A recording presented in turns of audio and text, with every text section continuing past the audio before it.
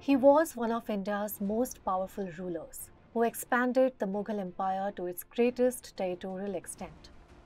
But he is also one of history's most divisive figures. Was Aurangzeb a brilliant strategist or a ruthless tyrant? A devout emperor or an oppressor of non-Muslims? His rule remains a subject of debate even centuries after his death.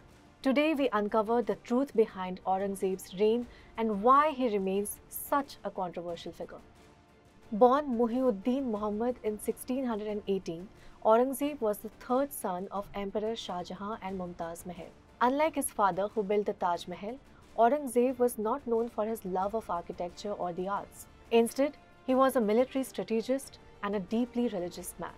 In 1658, Aurangzeb ascended the Mughal throne after a bloody power struggle. He defeated his elder brother Dara Shikoh in battle, executed him, and imprisoned his father Shah Jahan until his death. With all rivals eliminated, Aurangzeb ruled for nearly 50 years, longer than any Mughal emperor. Aurangzeb's rule is often associated with religious orthodoxy.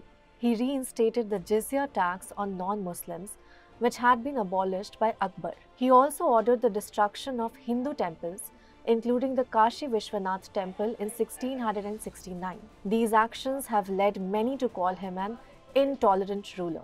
But was he truly a religious fanatic? Some historians argue that his policies were driven more by politics than religion. Despite his reputation, Aurangzeb employed more Hindus in his administration than his great-grandfather Akbar. He even granted land and financial aid to certain Hindu temples and Sikh gurudwaras.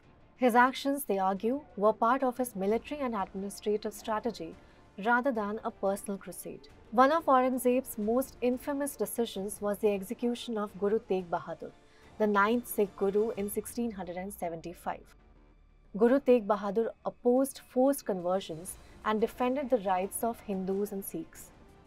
His execution, ordered by Aurangzeb, became a turning point in Sikh history.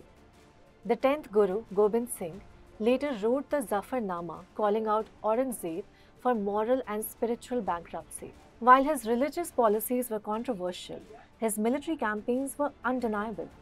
Aurangzeb expanded the Mughal Empire to its largest size, conquering territories in the Deccan, including Bijapur and Golconda. By 1689, the empire covered over 4 million square kilometers, ruling more than 158 million people.